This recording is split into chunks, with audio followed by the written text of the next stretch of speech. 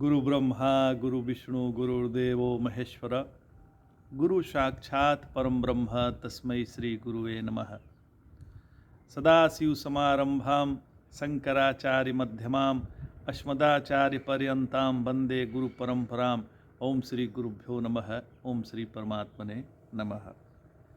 हम लोग गीता के 18वें अध्याय पर विचार कर रहे हैं। नारायण, जब तक हमसे संसार का चिंतन होगा हम परमात्मा से दूर रहेंगे और हमको शांति भी नहीं मिलेगी। लेकिन एक बात आप भली बात समझ जाइए कि यदि हम एक बार भी भगवान का नाम ले लेते हैं तो हमारा मन शांत हो जाता है। जगत का नाम आते ही चिंता शुरू हो जाती है और भगवान का नाम लेते ही चिंतन शुरू हो जाता है। शांति, चिंतन से शांति होती है और चिंता से मन अशांत होता है। संसार चिंताग्रस्त है और परमात्मा चिंतन के लिए है।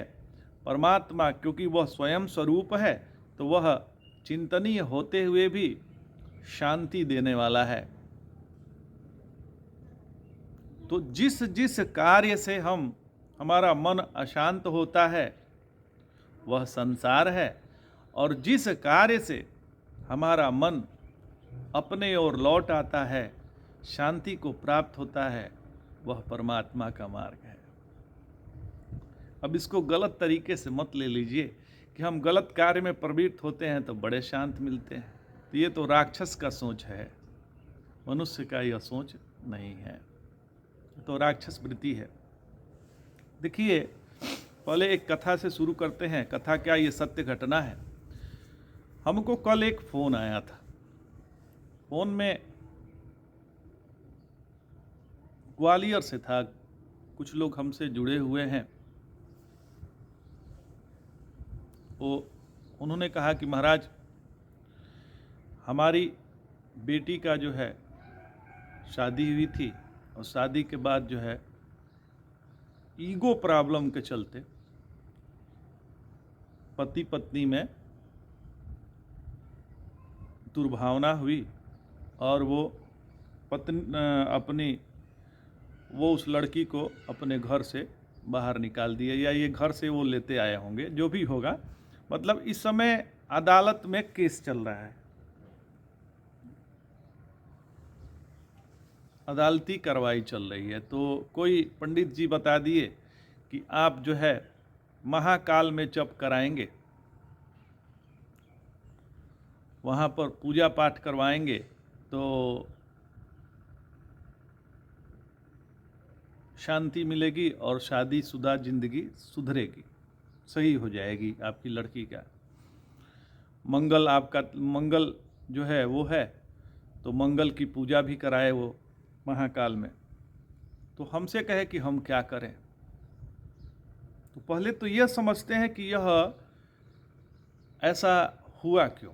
तो देखिए, हिंदू जो विवाह है वह विवाह ही नहीं है, संस्कार है। एक संस्कार हो जाने के बाद दूसरा संस्कार वो नहीं होता है। जो विवाह संस्कार है वो दोबारा नहीं होता है। इतना आप समझिए। आपने कभी देखा है कि यज्ञोपवीत संस्कार हो गया हो या फिर मुंडन संस्कार हो गया हो, कोई भी संस्कार हो गया हो तो फिर दोबारा होता हो? जैसे मृत्यु होना भी, मृत्यु के पश्चात दाह संस्कार होते हैं, तो क्या वो 2 बार होता है? क्या नहीं होता है। तो पहले तो संस्कार बार बार नहीं होते। दूसरी बात है कि हम अपने पति को या हम अपने पत्नी को क्या समझते हैं, ये बहुत ही महत्वपूर्ण बात है। जब संस्कार होता है तो कहा जाता है कि आप पति पत्नी 2 नहीं हैं, एक ही हैं। तो जब एक ही हैं तो फिर झगड़ा का तो कोई सवाल ही नहीं पैदा होता। और यदि सामने वाला झगड़ा कर भी रहा है तो यदि वो पति है तो वो परमेश्वर ही है, और यदि पत्नी है तो वही परमात्मा पत्नी के रूप में आए हैं, कोई दूसरे तो है नहीं। तो झगड़ा का तो कोई सवाल नहीं है, केस फौजदारी का तो कोई सवाल ही नहीं है। अच्छा, दूसरी बात हम समझते हैं कि शादी होती है, उसके पहले नाम लिया जाता है, राशि का नाम लिया जाता है, और उस राशि के नाम से गणना वगैरह की जाती है, फिर शादी संपन्न होता है। चलिए, ये तो ज्योतिष का विषय है।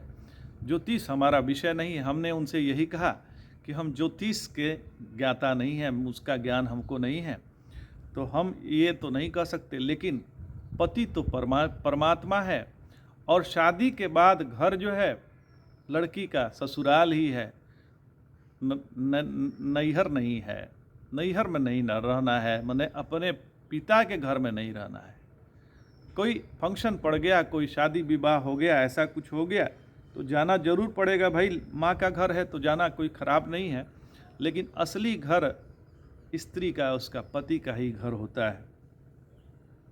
वहाँ पे प्रेम से रहना चाहिए, सबको आदर देना चाहिए। हो सकता है कि उनका भाव अच्छा ना हो, वो गाली गलौज करते हों, उनको बोलने का ढंग नहीं है, लेकिन अपने पास तो बुद्धि है। पति का घर है, मतलब वो परमात्मा का घर है। हमको तो सेवा भाव से रहना है, इसी से शांति मिलती है। एक हमारे मित्र हैं, एक बार अपने बहन को लेके आए थे हमसे दिखाने के लिए कि इसको घबराहट होती है, बेचैनी हो रहा है। तो मैंने देखा कि कोई रोग तो नहीं है, फिर भी इसका क्यों ऐसे है। तो फिर मैंने पूछा कि कोई परिवार में कलह वगैरह तो नहीं है, इनकी शादी हो गई है। तो उन्होंने कहा कि हाँ, इनकी शादी हो गई है। तो हम कहे ऐसा क्यों है। तो वो बहुत ख़राब हैं, शादी किए हम लोग लेकिन सफल नहीं रही, इसकी दूसरी शादी कराना है, वो तलाक दिलवाना है। हम कहे कि देखिए भाई, सनातन धर्म में दूसरी शादी नहीं होती है। ज़रूर कहीं ना कहीं कन्फ्यूजन के वजह से, मिसअंडरस्टैंडिंग के वजह से ये ऐसा हो गया है।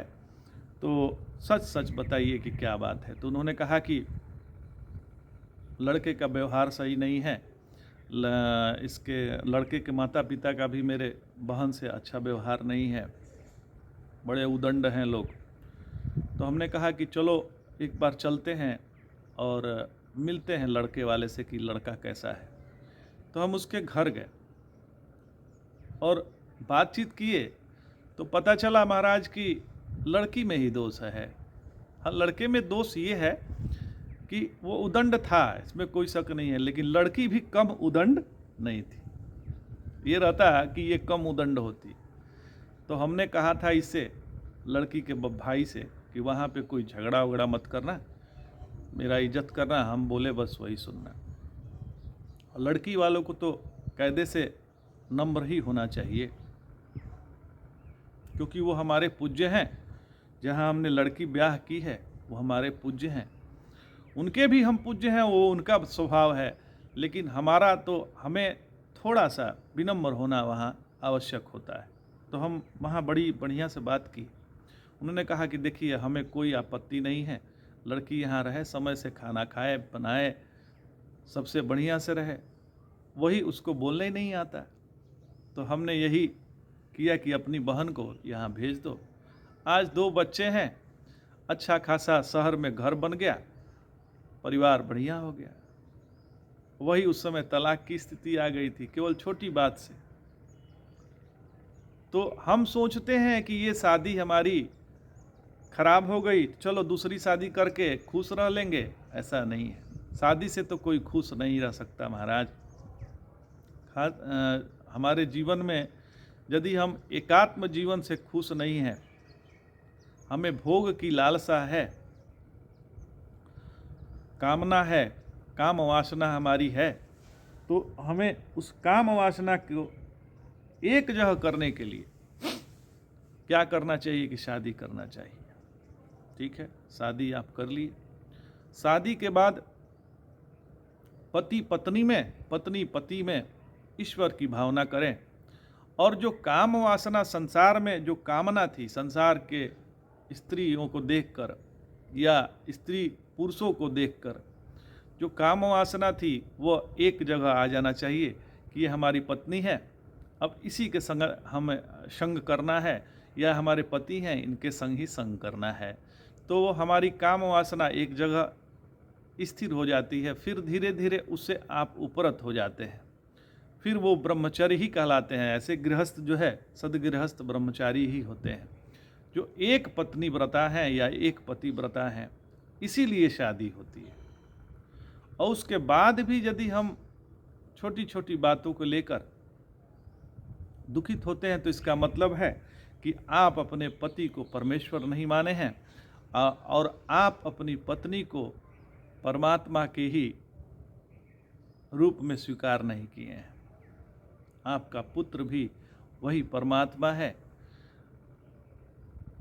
आप उसकी सेवा करिए। आप चाहेंगे कि हमारे हिसाब से हो जाए तो ऐसा संभव नहीं है। वो है परमात्मा, अपनी लीला करने आए हैं, हम उनकी सेवा, उनकी जो मनोकामना है हमसे जितना हो सके उतना पूरा करना चाहिए। हाँ, मनोकामना का मतलब ये नहीं है कि शास्त्र के नियम के विरुद्ध हम कोई कदम उठा लें। आचरण शुद्धि भी होना चाहिए। तो शादी का मतलब है कि हम अब एक जगह एक निष्ठ हो गए हैं। हमारी जो काम वासना है उसकी तृप्ति के लिए स्त्री आ गई है, या हम पत्नी हैं तो पति आ गए हैं, हमारी वहीं से तृप्ति होनी है। हम अब एक जगह स्थिर हो गए हैं। अब संसार में हमारा जो संसार में मिल रहा है वो माता बहन के अलावा दूसरा कोई नहीं है, या भाई के अलावा दूसरा कोई नहीं है। ये जब भावना होगी तब हमारा परिवार में विघटन नहीं होगा, हम परमात्मा की ओर बढ़ पाएंगे। तो यदि किसी के भी परिवार में विघटन की स्थिति बन गई है तो उन दोनों लोगों को सोचने की ज़रूरत है कि हमने इनके अंदर क्या भावना की थी। अच्छा, हमारे गुरु महाराज कहते हैं कि हम अक्सर दूसरे को सुधारना चाहते हैं कि हम इसको तो सुधार देंगे, ऐसी बदमाशी करेगा या करेगी, तो ऐसा नहीं करना है।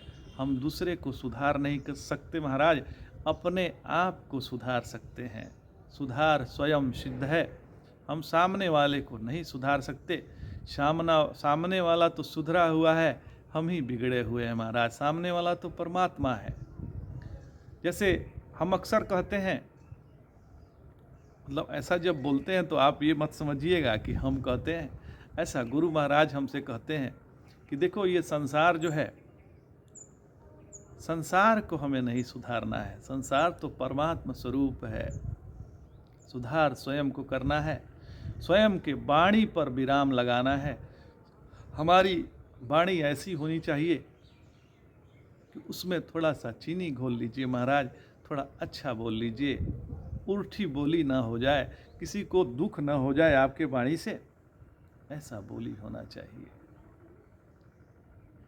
हम संसार में जब विचरण करें तो हमारे चलते किसी को भी थोड़ी सी भी ठेस न पहुँचे। अपना भले थोड़ा नुकसान हो जाए, दूसरे को नुकसान हमसे, हम किसी को कुछ दे नहीं सकते तो उसको दुख भी तो ना दे महाराज। हो सकता है आपकी वाणी से कोई पवित्र हो जाए, आपके वाणी से किसी का मन शांत हो जाए, ऐसा करना है। बस थोड़ी सी बात समझनी है। ये जो रोज रोज की लड़ाई जो होती है, कारण यही है कि हम सही से समझ नहीं पाए हैं कि हम कौन हैं और सामने वाला कौन है। हम साक्षात सच्चिदानंद स्वरूप हैं, सच्चित आनंद स्वरूप है महाराज, और जिससे हम बात कर रहे हैं वो परमात्मा के अलावा कुछ भी नहीं है। इतना समझ जाइए। छोटी छोटी बातों को लेकर हम झगड़ते रहते हैं, लड़ते रहते हैं। छोटी सी नाली को लेकर झगड़ा करते हैं, मर्डर तक हो जाता है। कारण यही है कि हमने भावना सामने वाले को गलत तरीके से की थी। क्या हो जाएगा, एक बीता वो ले ही लेगा। तो एक फीट ले लेने से आपका कुछ कम नहीं हो जाएगा महाराज। कितने लोग कहते हैं कि हम आपको सिखा देंगे, वो ठीक कहते हैं। तो आप सीख जाइए महाराज। हर जगह बड़ा होने की क्या ज़रूरत है, किसी के औकात दिखाने की क्या ज़रूरत है, अपनी औकात तो हम देख लें। हमारा मन शांत हो जाए, यही हमारी धारणा होनी चाहिए। हमारे गुरु जी महाराज कहते हैं कि देखो, कोई कार्य करो, कोई भी काम करो, कोई भी बोलो, पहले ये ध्यान लो कि हमारा अंतःकरण कहीं दूषित तो नहीं हो रहा है, हमारा मन कहीं अपवित्र तो नहीं हो रहा है, मन में अशांति तो नहीं आ रही है। इस पे ध्यान देना चाहिए। यही ध्यान की असली प्रक्रिया है। यह 24 घंटे के 24 घंटे करना चाहिए। अपने पति में भगवत भाव करने में, अपने पत्नी में भगवत भाव होने मात्र से आपका अंतःकरण शुद्ध हो जाएगा और आपका परिवार विघटन होने से बच जाएगा।